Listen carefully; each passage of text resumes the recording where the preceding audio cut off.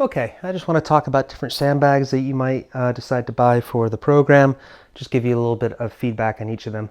So this one I just got the other day. It was just on sale at Aldi. Generally at Aldi every 3 or 4 months they'll get different kinds of fitness equipment in. So I just bought this one because it was less than 20 pounds and I thought it looked like pretty good quality. When I got it home though, I opened it up and most of these sandbags are going to have 2 layers of liners. So I opened it up and I got to the second part where you can fill it up with more sand, because right now it's about 10 kg. And this bit right here has been stitched shut. Normally with these, they're open and you can pour some more sand in and then you can go ahead and Velcro them closed. So if I ever want to make this one a little bit heavier, I'm going to have to take a stitch picker, pick it out, put some sand in, and then close it back up again. So this is nice, but for most of what we're doing, 10 kg is not really going to be appropriate, especially not after a few months of training. So if you see one of these and you think it'd be useful to have a 10 kg weight, by all means go for it, but it's not going to be a good long-term option. It's not going to have that progressive overload that we want. This is why we're getting the sandbags. So another thing you could consider on the lighter end of the spectrum is this model. And these are sometimes called sand kettlebells or sandbag kettlebells, and there's lots of different models. This particular one is actually just a dry bag, so it's sold as a kettlebell, but it's just a sort of heavy duty, sort of rubberized dry bag that you might see at a scuba shop or something like that. And the only real difference here is it has this nice little neoprene handle on it, but you could probably make something similar with a sock and some duct tape or something, just covering up over the cam, over the buckle where it closes up. This is pretty good. So this one is rated up to about 35 pounds or about, I don't know, 14, 15, 16 kilos, somewhere around there. So this is quite nice. Now it does have this big handle, which you can use if you want to use it for pressing and things like that, or you could even use it for rows. But if you want to do the pickups, you can also just kind of hold it by the side. So this is a nice option, but again, long term, this probably won't be appropriate for that progressive overload that we want, but it could be a nice starting one, and they're quite flexible for different movements. Probably what most people opt for are going to be one of these next two models right here. So this one I have open. This particular brand is Cerberus or Cerberus, depending on how you say your C sound in Greek. And this is a British company, and they have a reputation for really good quality. You can see similar models to this online. So if you went onto AliExpress or if you went onto Amazon, you might see ones that are a little bit cheaper, maybe about 10 pounds cheaper for just the bag. These are almost always sold with no sand. And you could get those, and I've bought a few of the generic brands, but I will say investing in a brand one is a little bit nicer, and I just wanted to show you why.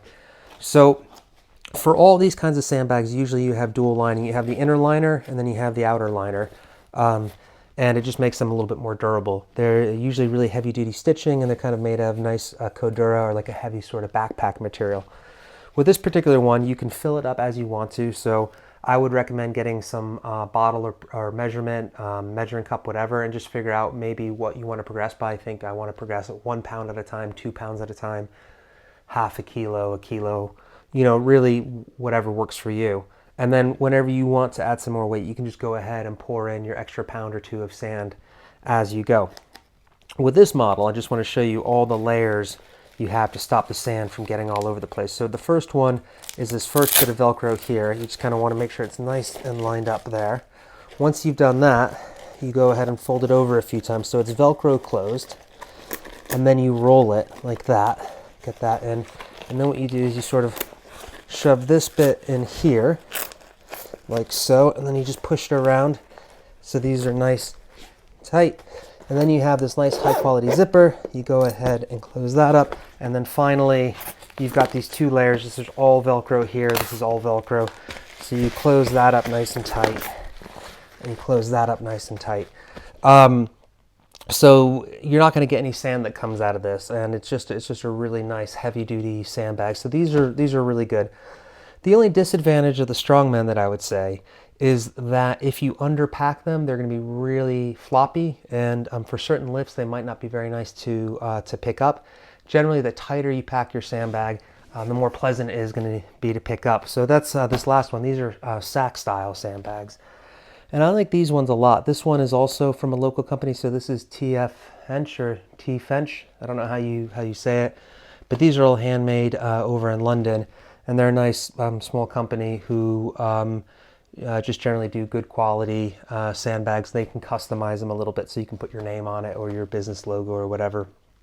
I also want a nice orange sandbag, so that's good. And these ones, you could put an additional liner in them. You could put a builder bag or something. In this case, I didn't put another liner in it. I just put the sand in. And you can see that it's a nice sort of waterproof material here. What I like about these is that you can start off with sort of your aspirational weight. So this one is a 90 kg rated sandbag, which means I could fit 90. It's been my experience that usually you can make them a little bit heavier. So even this one says 90 in the future. I bet you could probably fit about 100 kilos worth of sand in here if you wanted to. But you don't have to get the 90 kilo one. You could get a 60 kilo one, a 70 kilo one, a 50 kilo one, whatever. But what's nice about this is no matter how high you fill it up, because it's the sack style, you can change the weight when you want to. So the mechanism is kind of interesting. You get the sand, you fill it in, then you get the steel ring, you put the steel ring over the fabric, then you go ahead and you put a golf ball or something else to keep the ring in place and keep the sand from coming out. That's what makes the seal. And then you go ahead and get some zip ties and some duct tape and you keep it all tight. So this one is not at full capacity. This one is probably only at somewhere between 60 and 70 kilos right now. So you can see I've got quite a lot of extra room here to grow. But I'm not worried about that right now because I want it to be about 70 kilos for what I'm doing with it right now. So it works well. Now the only downside of this is why they are really flexible in terms of how much sand you put in. The process of taking all this can be a little bit of a hassle because you've got the duct tape, you've got the zip ties, you've got the ring, and you've got the golf ball. So once you put it in, it's not that long. It's probably about 10 minutes to switch it out, but it could be enough so you don't necessarily want to mess around with it too much. One of the things I'm going to experiment with over the next few weeks is, because I'm planning on changing the weight on this one quite a lot, I'm going to keep the ring, I'm going to keep the golf ball, but I think instead of the twist ties and the tape, I'm just going to try to get some high quality Velcro ties and just see if those work. There wouldn't be a long-term solution. If I was going to keep the same weight for 6 months or something, I would just go ahead and duct tape it. But I just want to experiment with some options for just making the adjustments a little bit quicker. The last kind of sandbag I don't have here are what I call the boot camp sandbags, and they tend to be quite long with loads and loads and loads of handles on them. Those are totally fine. If you have one of those, great, go ahead and use it. I generally wouldn't go ahead and buy those because the shape sort of makes them hard to get significantly heavy. They tend to be quite long and tubular, where really what you want is something kind of squat like this.